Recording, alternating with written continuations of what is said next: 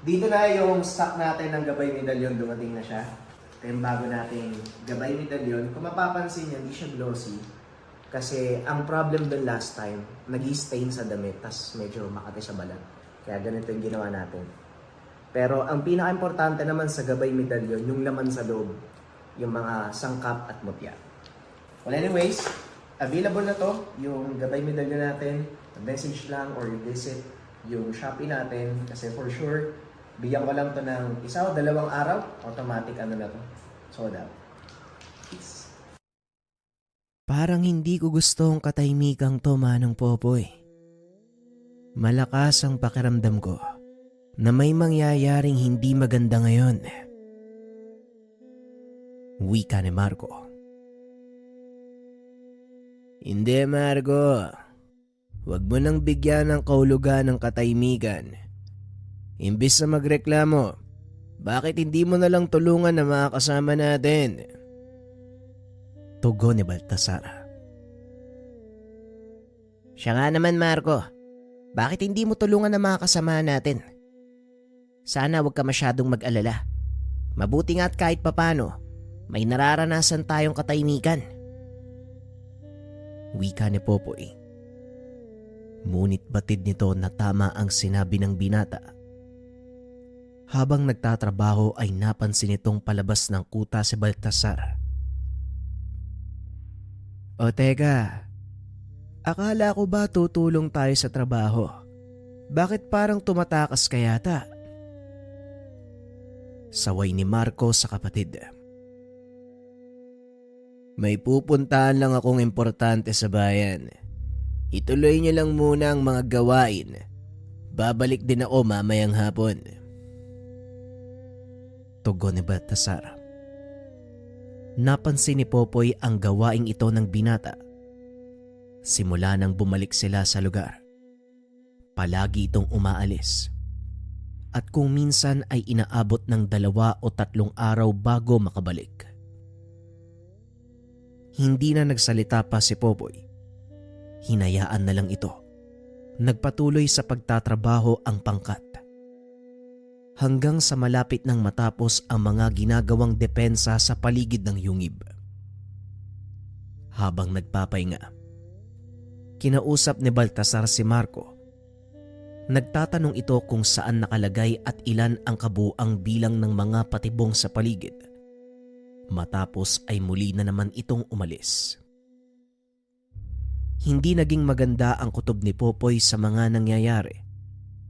Kaya kinausap nito ang ilan sa mga kasamahan nang hindi nalalaman ni Marco at Baltasar. Ipinalipat ng matanda ang mga patibong. Maging ang totoong pasukan at labasan kung sakaling kakailanganin nilang lisanin ang lugar. Sinabihan din ito ang mga kasamang gumawa na walang pagsasabihan na kahit sino dahil malakas ang kutob ni Popoy na may traidor sa kanilang pangkat. Ilang araw ang lumipas na tila walang paramdam mula sa mga kalaban. Nasasanay na ang mga tao sa baryo. Sa katunayan, nagbalik na sila sa dating mga gawain, lalong-lalo na sa bukid. Habang nagpapakampante ang karamihan, hindi naman mapalagay si Marco at Popoy. Nanatiling alerto ang binata at dahil may sarili naman itong mga tauhan, patuloy silang nagmatsyag sa lugar. Hanggang isang araw, hindi sinasadyang narinig ng isa sa mga tauhan ng binata ang pag-uusap ni Baltasar at ang isa nitong kasama. Umalis ka at sabihan mo ang lahat na handa na. Tuloy na ang plano. Wika ni Baltasar. Mabilis namang umalis ang lalaki matapos marinig ang usapan. Dali-daling nag-ulat kay Marco ang kasama. Kailangang malaman ni Mang Popoy ang bagay na to. Huwag ka munang magsasalita tungkol sa mga nalaman mo. Maaaring may traidor nga sa mga hanay natin. Dali-daling hinanap ng binata si Popoy. Akmang magsasalita sana ito. dumating si Baltasar. "O Margo, nandito ka lang pala. May papakiusap sana ako sa'yo eh. Pwede ka bang lumuwas ng bayan para sa akin at kunin yung mga pinahanda kong kagamitan sa pandayan? Pasensya na, hindi kasi ako makakalis ngayon eh. Medyo masama ang pakiramdam ko." Wika ni Baltasar. "Hindi ba pwedeng mga tao mo na lang ang utusan mo, Manong? May mga ginagawa din kasi ako eh at hindi ko pwedeng iwan." Tugon ni Marco. Nagtaka si Popoy dahil totoo namang maraming tauhan si Baltasar na pwedeng utusan at bakit kapatid niya pa ang napili. "Kung ganon, walang problema. Mga tao ko na lang ang uutusan ko." Muling wika nito sabay lakad palayo. "Medyo naninibago ako sa kilos ng kapatid mo, Marco. Hindi ko lang nasabi sa'yo, pero ipinalipat ko na ang mga patibong. Ang labasan kung sakaling kailangan nating lumikas. Dahil kung natatandaan mo, tinanong niya ang eksaktong lokasyon ng mga ito bago siya umalis papunta sa bayan." Wika ni Popoy. "Alam ko po, Manong. Yun din ang kutob ko. Kaya hindi ako nagpapakampante sa mga nangyayari. Maaaring patibong lang ito ng mga kalaban." Tugon ni Marco. Naisip nitong sundan ang kapatid ng palihim. Mag-isa itong naglalakad. Ang daan sa gubat ang ginamit nito, imbis na ang pangkaraniwang kalsada ang tahakin. Medyo malayo din ang distansya ni Marco, kaya hindi siya napansin ni Baltasar. Pagkarating sa bayan, diretso itong pumasok sa loob ng isang pandayan o pagawaan ng mga itak at gamit sa pagsasaka. Kinausap nito ang isang lalaki. Nakatalikod dito kay Marco kaya hindi kaagad nakilala ng binata. Ngunit nang lumingon ang lalaki, nagulat si Marco dahil ang kausap ni Baltasar walang iba kung hindi si Onyok. "Sinasabi ko na nga ba eh, ispiya ka na mga kalaban. Humanda ka mamaya dahil alam ko na ang sikreto mo." Wika ni Marco sa sarili. Matapos ay bumalik na ito sa kuta at kinausap ang kanyang ama, pati na rin si Popoy. "Wala munang dapat makaalam ng tungkol sa bagay na to. Dahil nagkalat ang mga tauhan ni Baltasar sa kuta. Hindi natin alam, baka kasabwat niya ang mga ito." Wika ni Popoy. "Tama ka, Popoy. Walang iyang Baltasar yan. Talagang tinalikuran niya maging ang sariling pamilya para sa kapangyarihan." Tugon ni Mang Dodong. "Wala na po tayong magagawa, Manong. Tanggapin na lang natin na iba ang gustong mangyari ni Baltasar. Ang mabuti pa, maganda kayo. Dahil hindi natin alam ang susunod na mga mangyayari." Wika ni Popoy at paglabas ng yungib.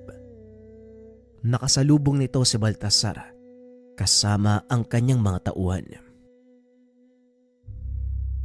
"Mang Popoy, mabuti naman at nandito kayo. Nga pala, may gustong iparating ang kaibigan ko." Bungad ni Baltasar. Hindi naman nagpalata si Popoy na alam na nitong kalaban ang binata. "Ano yan, Baltasar? Sige, sabihin mo." Tugon ni Popoy. "Wala naman po. Isang regalo ng pasasalamat sa pagtulong sa kanya.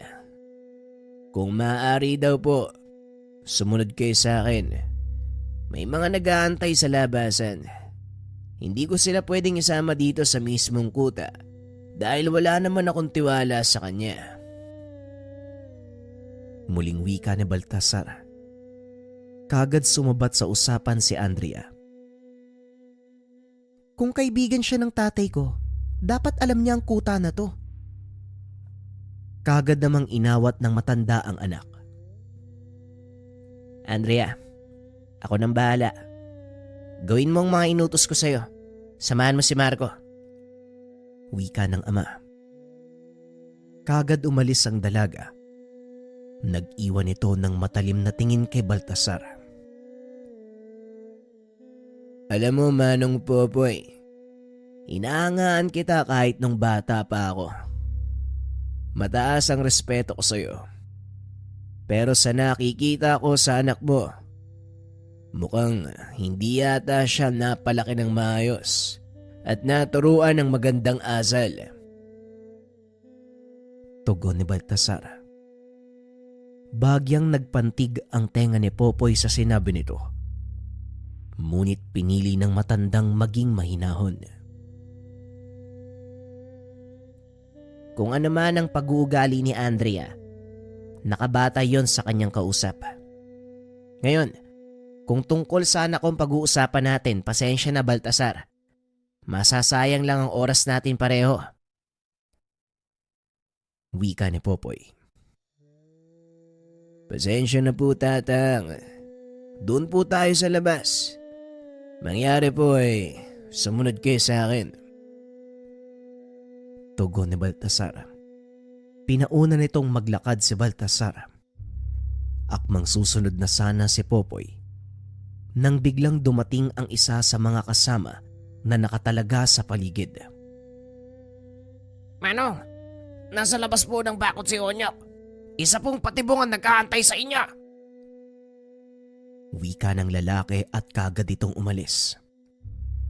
Bago pa man makalingon si Baltasar, pasimple namang naglakad si Popoy palapit sa kanya na parang walang nangyari. Ngunit sa isip nito, tinatawag niya na ang gabay. Bakit, Popoy? Anong problema? Tanong ni Maduag. Tanging si Popoy lang ang nakakarinig sa gabay. Maging si Baltasar na may kagayang kakayahan, hindi ito nakikita. Nasa labas ng kuta ang kalaban. Hula ko, isang patibong ang nilalakaran ko. Tugon ni Popoy. Hindi na nagsalita si Maduag. Bigla itong sumapi sa kamay ni Popoy. Bagyang naramdaman ni Baltasar ang aura ni Maduag, kaya napahinto ito sa paglalakad. Nandito na tayo. Wika ni Baltasar. Ilang sandali pa nagpakita ang bisitang sinasabi nito. Kalmado lang si Popoy ng mga sandaling iyon dahil alam niya na ang magaganap. Kumusta, kaibigan? Pero teka, bakit parang hindi ka naman yata nagulat? Hindi ka ba natutuwang makita ako? Nilingon ni Popoy si Baltasar. Tinitigan nito ng masakit.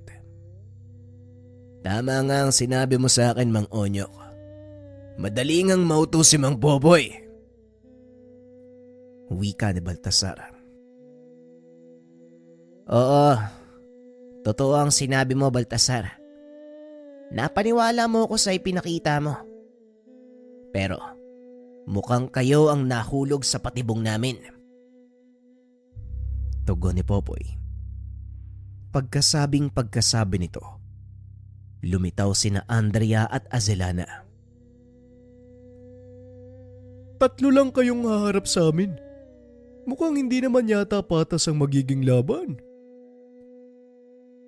Napangiti si Popoy dahil walang kaalam-alam si Onyok sa mga plano nito. Huwag kang papakasiguro, Onyok, dahil hindi mo alam kung ano ang magagawa naming tatlo. Tugon ni Popoy. Tay, ako na pong bahala sa kanya. May kailangan kaming tapusin. Biglang napatingin si Onyok kay Martin na nooy nang gigigil na. dahil 2 beses siyang ipinaya sa laban ng dalaga.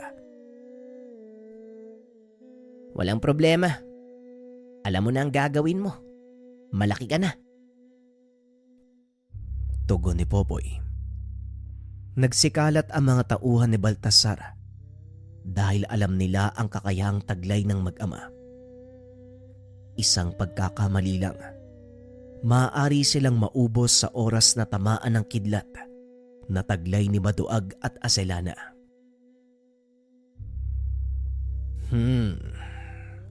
Hindi lang kayo ang pinili ng diwata ng panahon. Wika ni Baltasar, sabay suntok sa lupa. Bagyang napaatras si Popoy nang makita ang nilalang na tinawag ng binata. Tapos na ang tungkulin ko dito, Baltasar. Ngayon, iiwan ko na sila sa iyong mga kamay. Wika ni Onyok. Ngunit pinigilan ito ni Baltasar. Anong sinasabi mo? Anong iiwanan? Hindi pa tapos ang gawain mo. Hindi ba gusto mo ring makaganti sa lahat ng ginawa sa'yo ni Popoy? Bakit ka umaatras? Tanong ni Baltasar.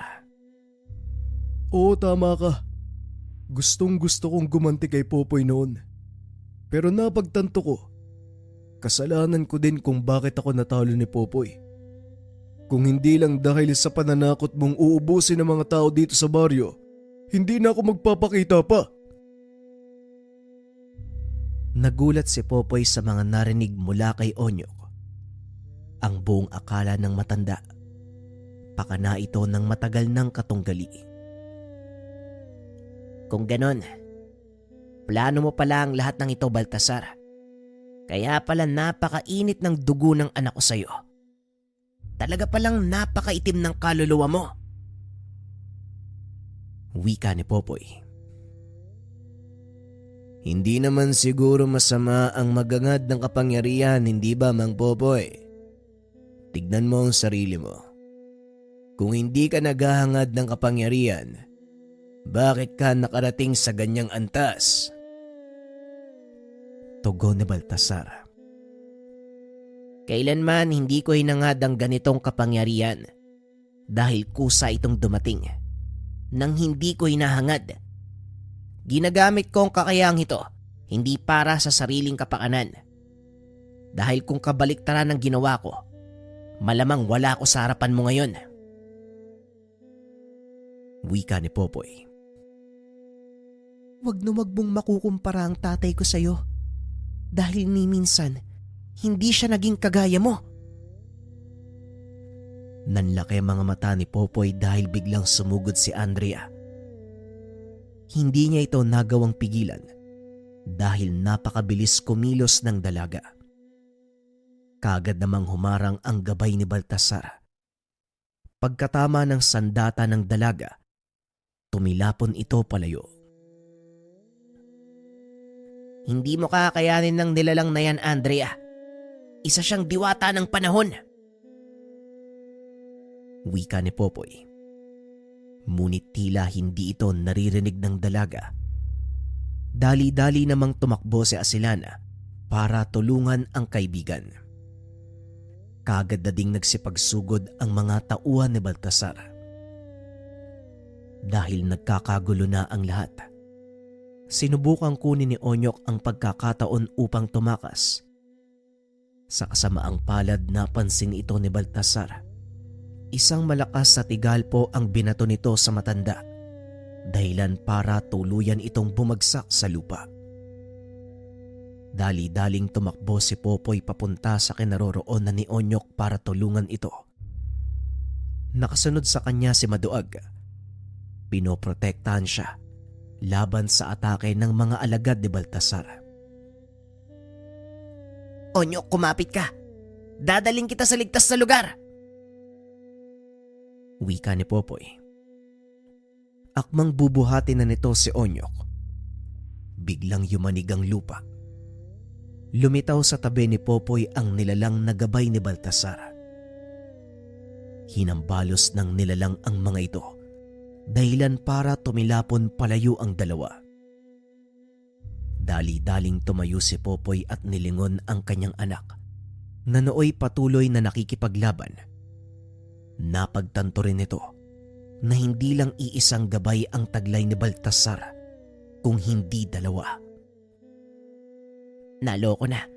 Mukhang mahihirapan tayo dito. Kaibigan, maaari mo ba akong alalayan? Kailangan nating maalis dito si Onyok. Hindi na naituloy pa ni Popoy ang ibang sasabihin dahil pinigilan siya ni Onyok. Hindi na, Popoy. Hindi na din ako magtatagal eh. Hindi ako karapat dapat na mabuhay pa dahil sa lahat ng ginawa ko. Tugon ni Onyok. Hindi, Onyok. Huwag mong sabihin ang mga bagay na yan. Tama ka. Nakagawa ka ng masama pero hindi ibig sabihin nun wala ka ng kakayahang magbago. Kaya kumapit ka at dadaling kita sa ligtas na lugar. Muling wika ni Popoy. Matapos ay binuhat niya ito papunta sa likod ng malaking puno. Maraming salamat, Popoy. Totoo nga ang sinabi ni Tatang Agustin. Mabuti kang tao. Masyado lang ako nabulag sa galit ko eh. Tama na, Onyok, magpahinga ka. Ipunin mo ang lakas mo dahil marami pa tayong pag-uusapan. Kaagad tumakbo si Popoy pabalik sa labanan. Nakita nitong dehado sina Andrea. Wala itong laban kay Baltasar. Wala nang atrasan, Popoy. Kailangan na nating tapusin ang labang ito. Tama ka, Maduag. Ito ang pinaka-iniintay natin. Hindi ko sasayangin ang pagkakataon at kapangyarihan na pinahiram sa akin.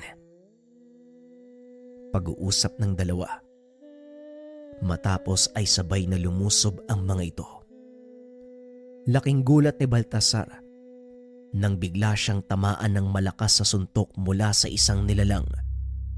Maging si Andrea ay hindi ito kagad nakilala kung hindi pa nagsalita ang ama. Andrea, umatras ka sandali at magpahinga. Kami naman ni Maduag ang lalaban sa isang to. Umalis si Andrea sa lugar. Ngunit nakita nito si Martin. Karap si Marco at ang iba pang kasamahan. Napangiti ang dalaga dahil para sa kanya, ito na ang pagkakataon para tuluyang matalo si Martin. Ngunit nang papasagod na ito, biglang hinarangan ni Marco ang dalaga. Sandali lang, Andrea. Marco, umalis ka sa dadaanan ko. Makinig ka muna sa akin. Kagaya ni Mang Onyok, napilitan lang din si Martin na kumampi kay Baltasar. Wika ni Marco. Tama ang sinabi ni Marco. Hindi namin gusto ang nangyayari. Pero sa takot namin na marami ang madamay, sinunod namin ang gusto ni Baltasar. Wika ni Dimas. Kalokohan. May sarili kayong pagpapasya. Kung alam niyong mali ang ginagawa ng isang tao, hindi niyo dapat sinang-ayunan. Tugon ni Andrea. Wala kaming lakas para labanan si Baltasar. Kaya kinakailangan naming magsakripisyo para sa ikabubuti ng lahat. Pag-uusap ng mga ito. Napagtanto ni Andrea na tama ang sinabi ni Dimas. Humingi ng paumani ng dalaga. Ngunit habang nag-uusap, bigla silang nakarinig ng malakas na dugongdong. Nilingon ni Andrea ang ama. Nanlaki ang mga mata dahil napakalaking pinsala na ang naidulot ng dalawang magkatunggali. Hindi nakakayanin pa ng mundo nyo ang ganitong bugso ng enerhiya. Kailangan mailayo sila sa lugar na ito. Wika ni Aselana. Tama ka, pero papano? Wala tayong kakayahan na... Teka, sandali, may naisip ako, Aselana. Sumunod ka sa akin. Tugon ni Andrea. Sabay takbo papasok ng kuta. Andrea, anong balak mong gawin? Tanong ni Azelana. Basta manood ka na lang. Wala na akong maisip na ibang paraan eh. Tugon ng dalaga. Nagpatuloy ang dalawa sa pinakadulo ng nyungib, kung saan naroon ang 4 na malaking tapayan. Sandali lang, Andrea. Huwag mo sabihing gigisingin mo ang mga nakakulong dyan. Hindi naman lahat. Isang tao lang. Isang tao na merong kakayahang maglabas-pasok sa isang dimensyon. Pag-uusap ng mga ito habang inaalis ang alikabok ng isa sa mga tapayan. Matapos itong gawin, binunot ng dalaga ang kanyang punyal. Sinugatan ng palad, sabay patak ng dugo sa mga letrang nakasulat dito. Paunti-unti ay lumilitaw ang mga kataga at buong lakas itong binasa ni Andrea. Ama ng mga mambabarang, dakilang manggagaway ng kalikasan, dinggin mo ang pagtawag ko. Bumangon ka sa iyong himlayan, dakilang salbog! Nanlaki ang mga mata ni Azelana nang banggitin ito ang pangalan ng nakahimlay sa tapayang iyon. Alam ng gabay ang tungkol sa manggagaway at kung ano ang kaya nitong gawin. Ilang segundo ang nakalipas. Marahang umuga ang tapayan hanggang sa tuluyang malaglag ang takip nito. Unti-unti ding nakalas ang nakaselyong lubid. Laking gulat ng dalawa nang biglang sumabog ang tapayan. Nabalot ng makapal na alikabok ang paligid. Nang humupa ito, tumambad sa kanila ang lalaking may mahabang buhok, nakasuot ng sinaunang kasuotan. Andrea, mukhang hindi magandang gising ng isang to ah. Sa palagay ko, kailangan nating tumakbo. Wika ni Azelana. Nakatayo lang ang lalaki habang nakapikit ang mga mata.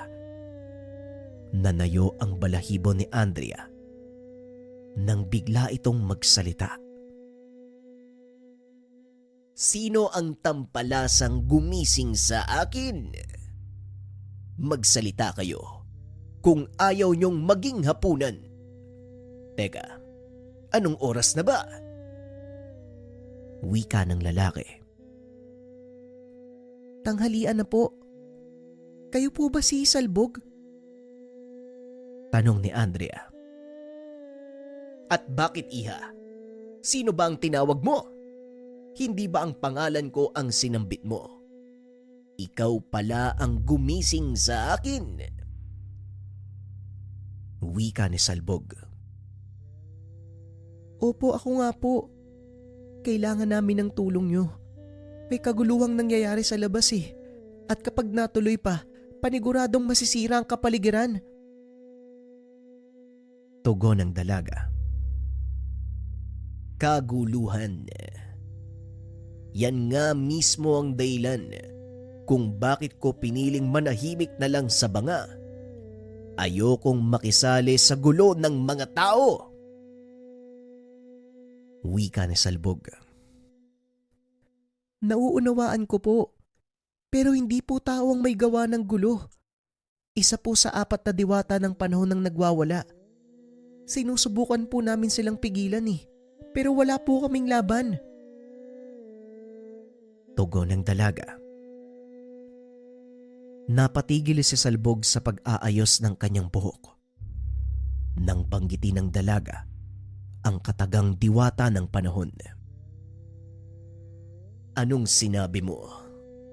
Diwata ng panahon. Paanong nakarating sa mundong ito ang diwata ng panahon? At sino? Tanong ni Salbog. Si Dagoob, dakilang manggagaway. Hindi po namin siya kayang pigilan eh. Kaya pakiusap, tulungan niyo po kami. Walang sabi-sabi. Naglakad palabas ng yungib si Salbog. Ngunit kung saan-saan ito lumulusot dahil hindi niya kabisado ang daan. Dito po ang daan. Sumunod po kayo sa akin.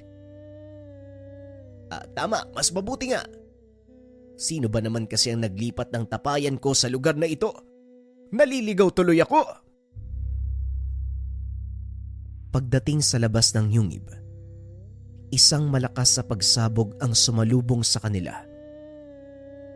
Anak ng, paanong nangyari ang lahat ng ito? Maaari niyo bang ipaliwanag sa akin? Kailangan kong timbangin ang sitwasyon. Kung maaari ba akong makisali sa gulo o hindi? Wika ni Salbog. Hindi naman siguro linggid sa inyong kaalaman yung tungkol po sa mga gabay na engkanto, kagaya po ng kasama ko. Pero si Dagoob, hindi po siya kasama sa plano. Wala po kaming alam na isa pala sa mga kalaban namin ang ginagabayan niya. Tugon ni Andrea. Sa pagkakalam ko, hindi maaaring makisali ang mga diwata ng panahon sa gulo ng mga tao. Pero bakit nandito si Dagoob? At sa tono ng iyong pagsasalita, mukhang siya pa mismo ang pasimuno ng gulo.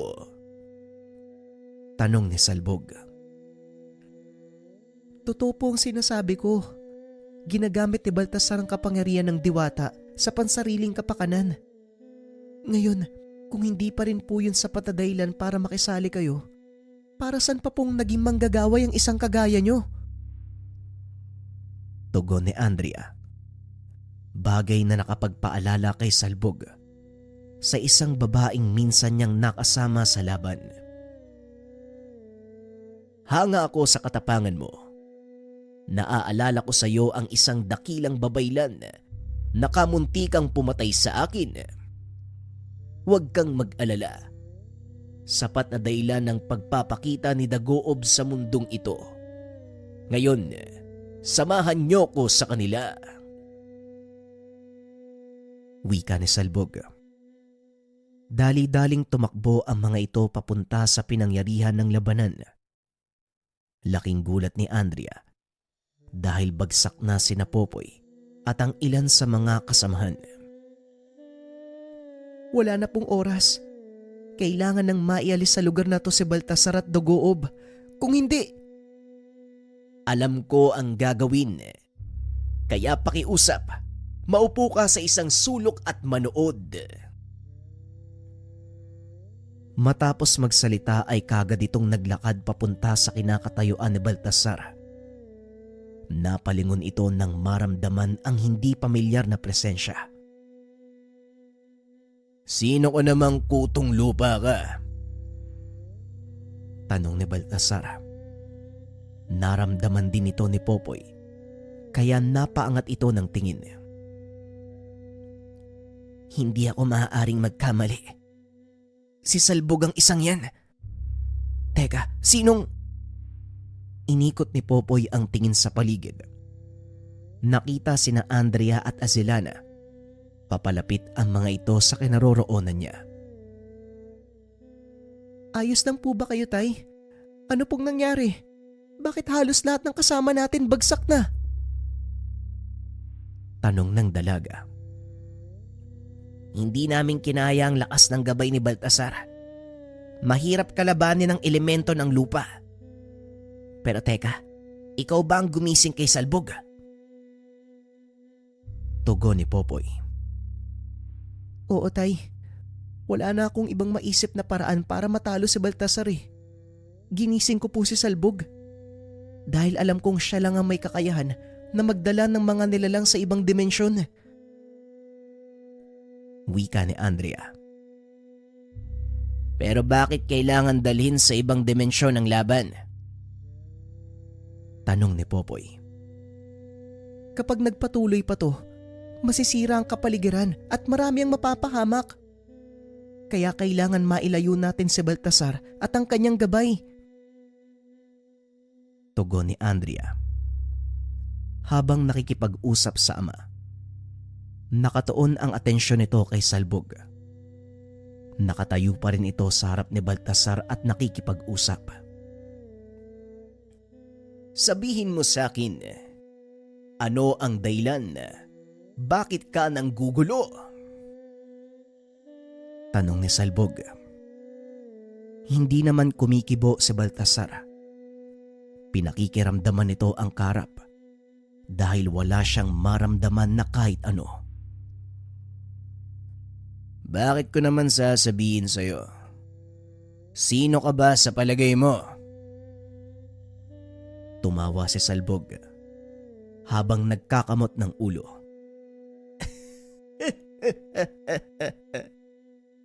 Alam mo bang dahil sa'yo, nagambala ang pagtulog ko. Ginising ako ng 2 magandang dalaga para pigilan ka. Tumawa ng nakakaloko si Baltasar. Halatang wala itong alam kung sino ang kaharap ng mga sandaling iyon.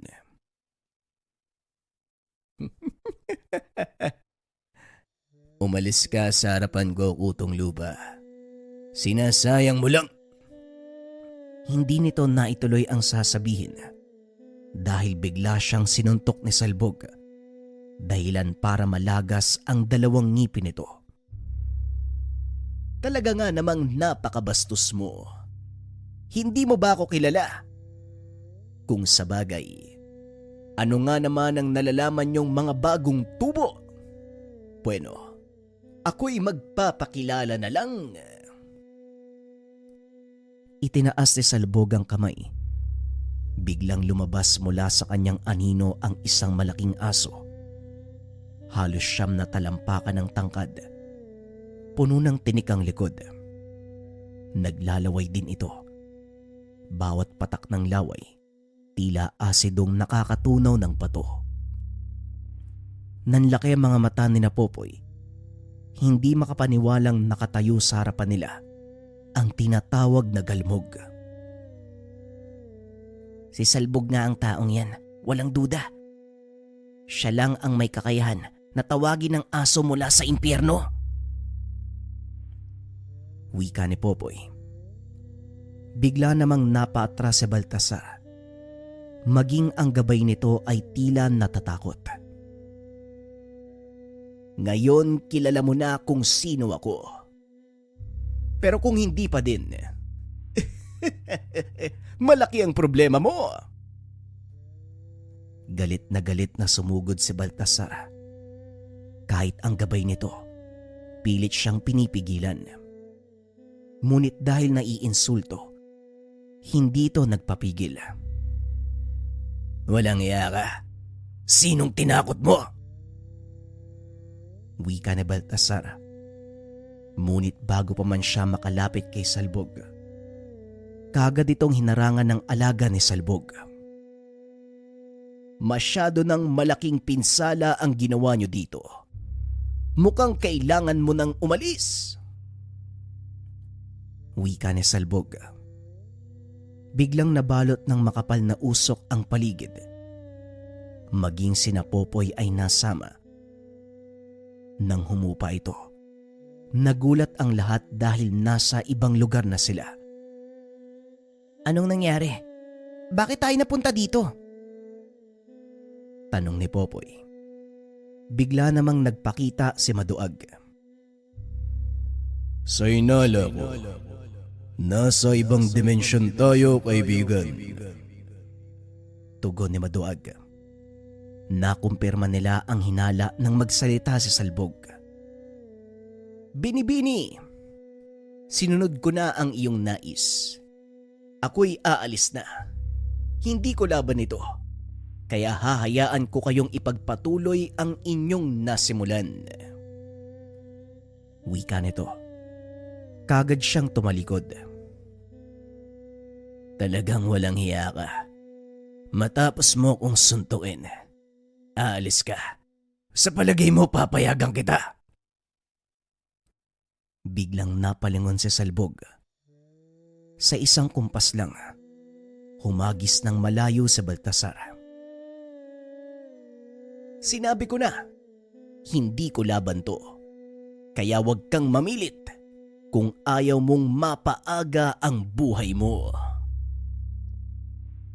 Wika ni Salbog sabay alis. Nagpasalamat naman si Andrea. Samantalang si Baltasar naman, pilit bumabawi mula sa pinsalang natamo. Napatingin ito kay Andrea. Inutusan ang gabay na sumalakay. Dali-dali itong sinalubong ng mag-amang Maduag at Azelana.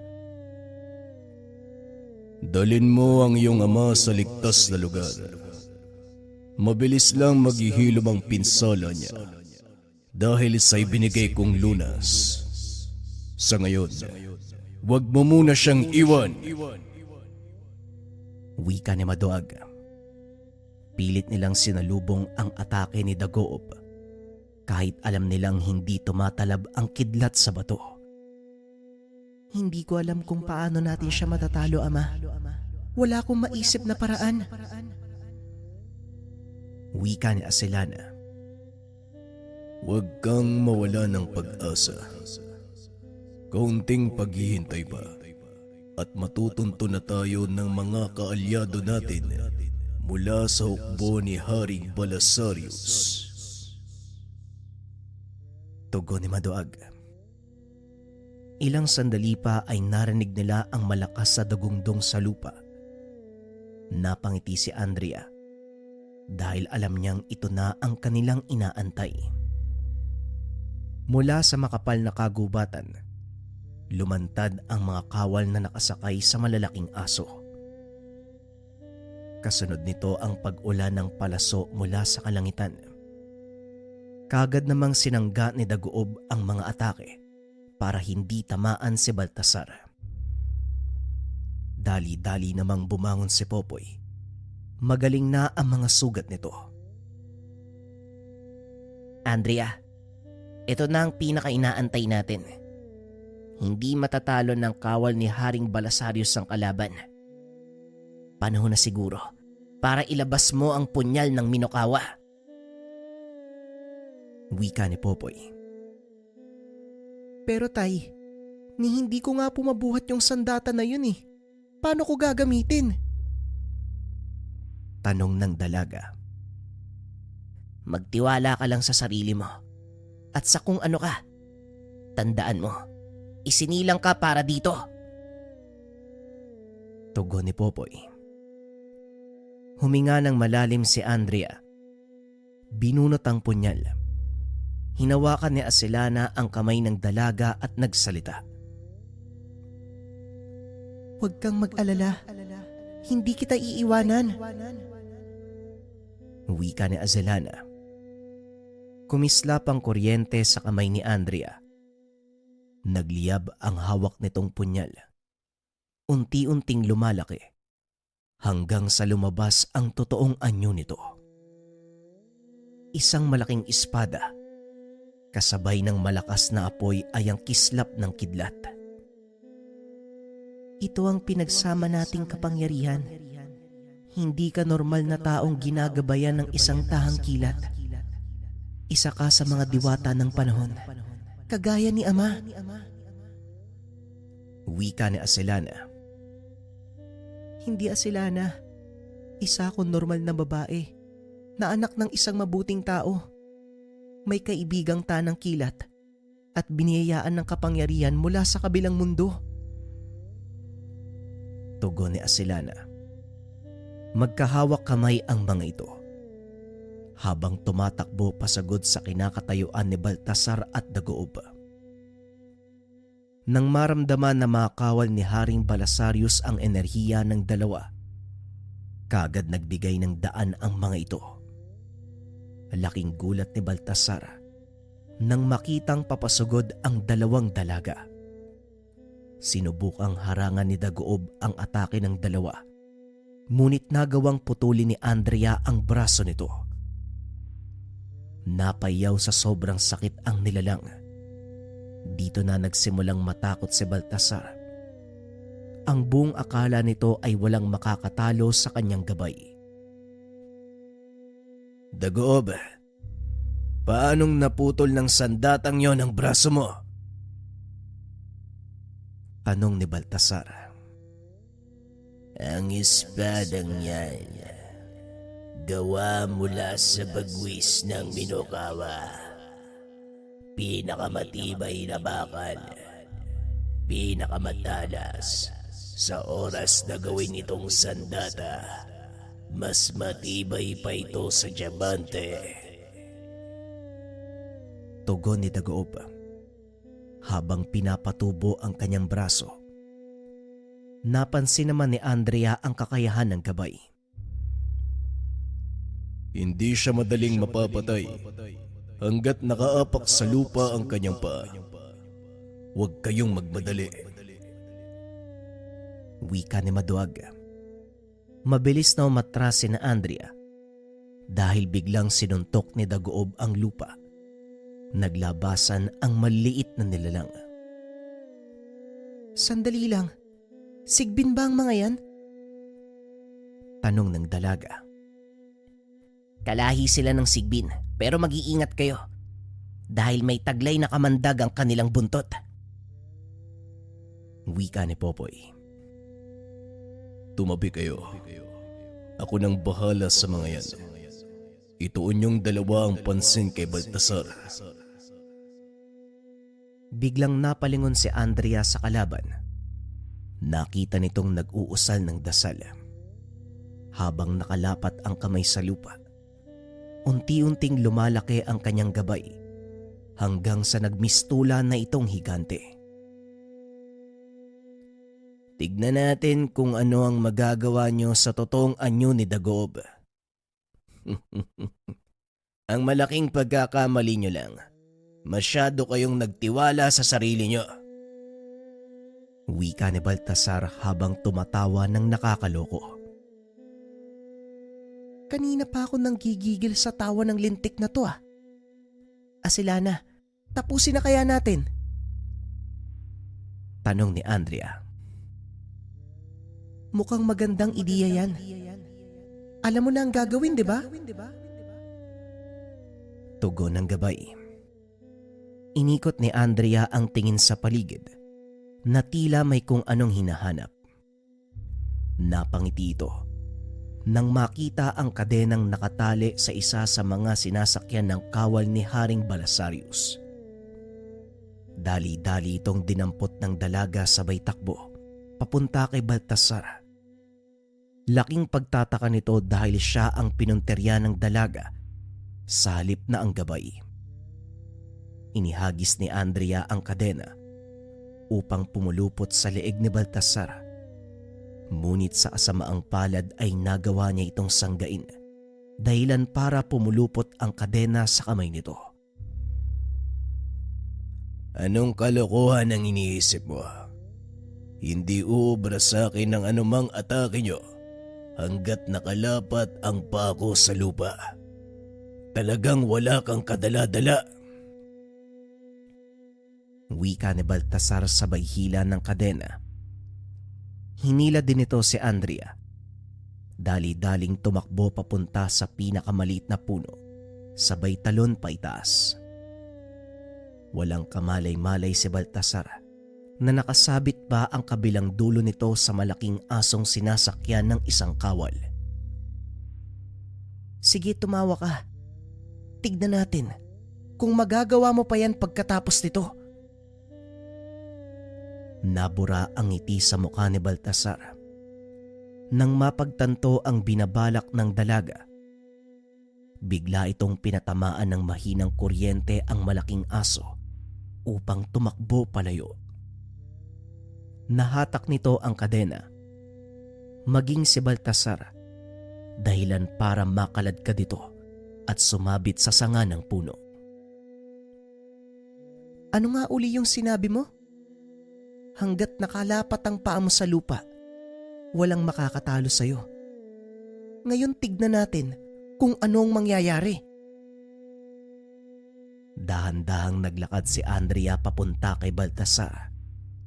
Gamit ang kanyang kakayahang magpalabas ng kuryente, hinawakan ng dalaga ang binti nito at nagpakawala ng malakas na boltahe. Napasigaw sa sakit si Baltasar dahil hindi nito akalaing gagana ang plano ng dalaga. Habang nakukuryente si Baltasar, kitang-kita din nilang naghihirap ang gabay nito. Ano nga uli yung sinabi mo? Wika ng dalaga. Napagtanto nilang dalawa ni Azelana na konektado si Dagoob kay Abraham, at kapag ito ang pinunterya nila, siguradong maaapektuhan ang gabay. Dahil sa lakas ng binitawang kuryente, tuluyang nanghina si Baltasar, dahilan ng pagbagsak ni Dagoob, at unti-unting bumalik sa orihinal na laki. Naglakad si Andrea papunta sa hinigaan nito. Itinutok ang hawak na sandata sa leeg ng gabay. Andrea, bakit hindi mo na lang tapusin si Baltasar? Walang silbi kung si Dagoob ang pupunteryahin mo. Dahil mabubuhay pa ang isang ito. Pero Hindi na ituloy ni Azelana ang sasabihin dahil dinuktungan na ito ni Andrea. alam ko, Azelana, yun nga ang gusto kong mangyari. Ang maranasan niya kung paanong maging walang silbi at habang buhay niyang pagdusahan ng kanyang kahangalan hanggang siya na mismo ang humiling ng mamatay na lang. Tugon ng dalaga, sabay pugot ng ulo ni Dagoob. Dinampot niya ito at hinagis sa mga kawal ni Haring Balasarius. Yan ang ulo ng traidor. Dalhin niyo sa bulwagan ni Haring Balasarius. Matapos magsalita, bigla na lang bumagsak ang dalaga. Mabilis naman itong inalalayan ni Azelana. Dinala sa kinaroroonan ni Popoy at ng iba pa. Nanghina siya dahil sa sobrang pagod. Malakas ang huling ataking ibinigay niya kay Baltasar. At kung pangkaraniwang tao lang yun, siguradong natusta siya. Wika ni Azelana. Lumapit sa kanila ang pinuno ng mga kawal ni Haring Balasarius. Nagpaalam na babalik na sa kanilang karian. Unti-unti na ring nawala ang makapal na usok sa paligid. Nang tuluyan itong humupa, napansin ni Popoy na nakabalik na sila sa kanilang lugar. Mahusay ang pinakita niyong dalawa sa laban, Azelana. Ipinagmamalaki kita. Sa totoo lang po, Ama, hindi ko din naisip ang ginawa ni Andrea. Pambihirang katangian yung meron siya. Hayaan mong itama kita, anak. Hindi anak ni Popoy si Andrea. Nakuha niya ito sa isang diwata. Namatay ito at binigay sa kanya ang sanggol. Wika ni Maduag. Sa pagpapatuloy ng kwento, walang nagawa si Popoy. Inaruga nito ang sanggol at itinuring na sariling anak. Tama ang sinabi ng iyong ama, Azelana. Hindi ko anak si Andrea, kaya hindi na nakakapagtaka na magkaiba kami pagdating sa katapangan. Wika ni Popoy. Inikot nito ang tingin sa paligid. Nakita ang napakalaking pinsalang idinulot ng labanang naganap.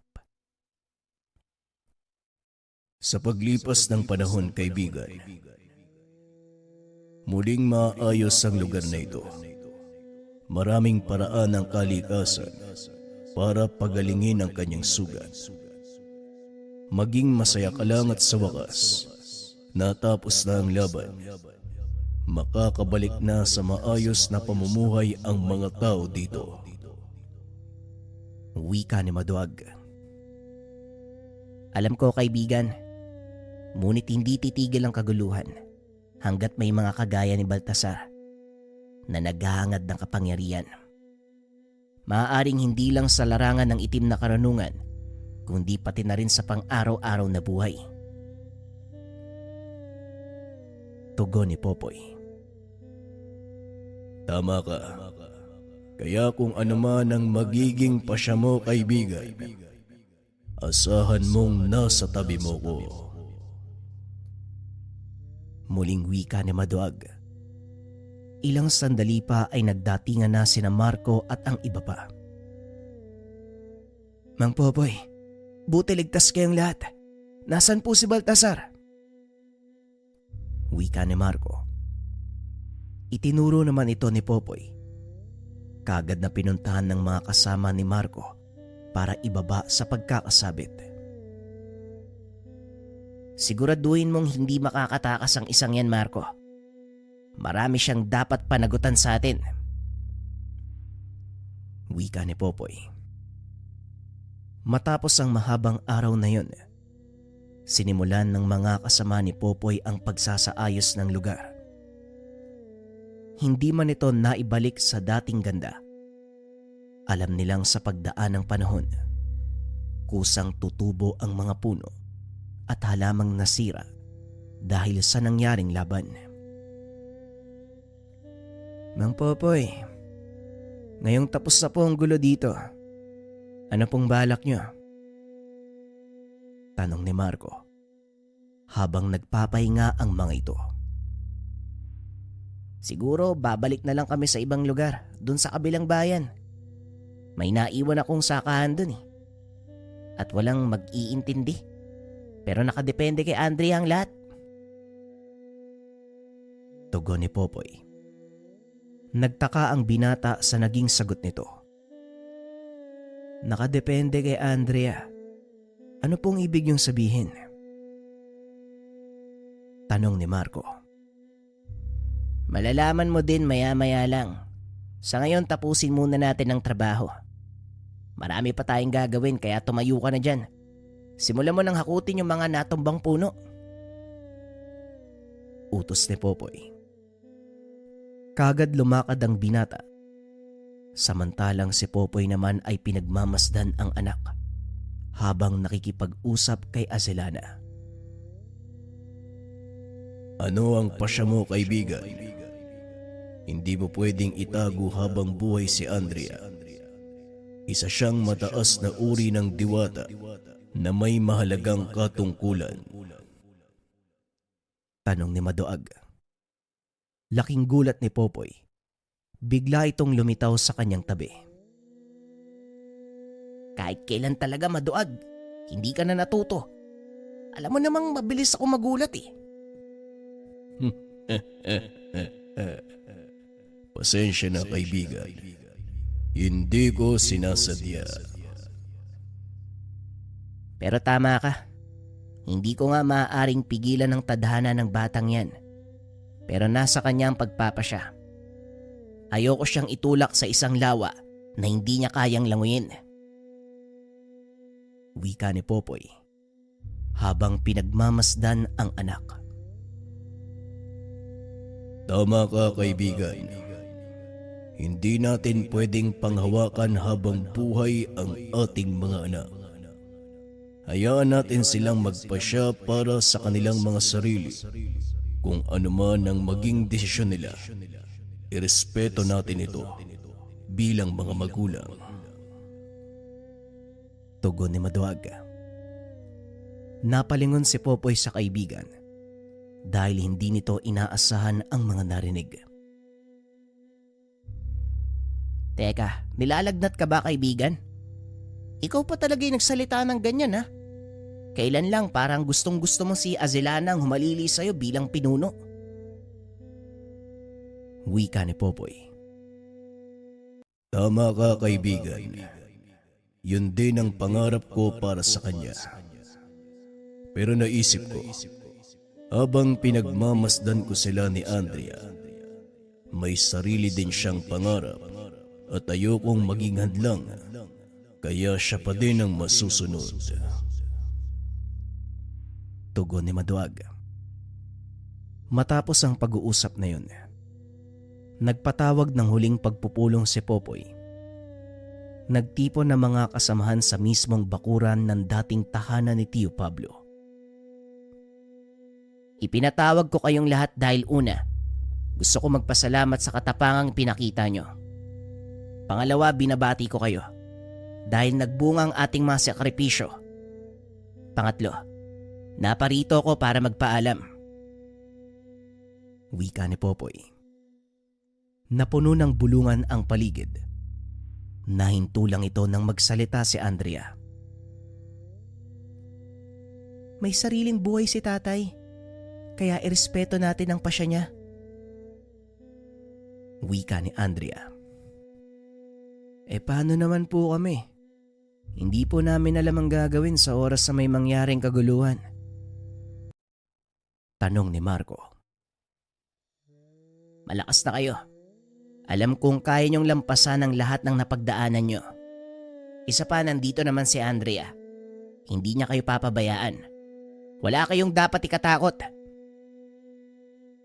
Tugon ni Popoy. Nagulat si Andrea sa sinabi ng ama. Magpapaalam pa lang sana ito na manatili sa lugar. Sigurado po kayo, tay? Hahayaan niyo po ako maiwan? O anak, naisip kong kailangan ka pa ng baryong to. Hindi pa sila lubusang nakakabangon, kaya kailangan nila ng isang mamumuno. Tugon ni Popoy. Matapos ang pagpupulong, kaagad na ganda para bumalik sa kanilang tirahan ang matanda. Paano po yun, tay? Mag-isa ka lang gagawa sa bukid.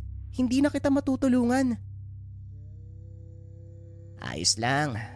Malakas pa naman ako at isa pa. Maliit lang naman yung palayan natin. Meron kang bagay na mas mahalagang dapat gampanan kaysa sa pagtatanim ng palay. Tugon ni Popoy. Niyakap ito ng dalaga habang nagpapasalamat. Salamat po, tay. Kahit hindi niyo po ako totoong anak, pinaramdam niyo po sa akin kung paano magkaroon ng isang mapagmahal na magulang. Ano ka ba, Andrea? Obligasyon niyo ng isang ama, kaya wala kang dapat ipagpasalamat. Pag-uusap ng mag-ama. Kaagad nang tumuloy si Popoy. Kahit alam niya na magiging mahirap ang sanayin ang sariling wala ang anak, kailangan niyang magsakripisyo para sa kaligayahan nito. Sa paglipas ng mga taon, patuloy na namuhay ng payapa si Popoy. Ginampanan nito ang pagiging manggagamot. Paminsan-minsan ay dumadalaw si Andrea at Acelana. Masaya si Popoy dahil alam nito na hindi siya nagkamali sa piniling desisyon.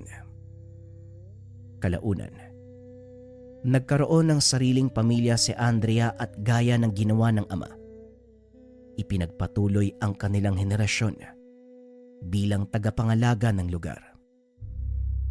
Sa bawat salinlahi, naiiwan ang kwento ng isang tao puno ng kaduwagan ng katawan. Ngunit sa bandang huli, naging bayani at tinitingala ng lahat. Sa kasalukuyan, iilan na lang ang nakakaalam ng totoong pangyayari, kaya minabuti ng mga kaanak ni Popoy na itago ito sa pamamagitan ng pagtatala sa mga libro. Nang sa ganun, hindi malimutan ng susunod na angkan ang kwento ni Popoy at ng tahang kilat, ang mutya ng kidlat. Maraming salamat sa pakikinig ng ating kwento, mga kabayan. Nakakalungkot man na ito na ang huling episode ng kwento, pero huwag kayong mag-alala dahil marami pa tayong paparating na istorya. Muli maraming salamat. Paalam.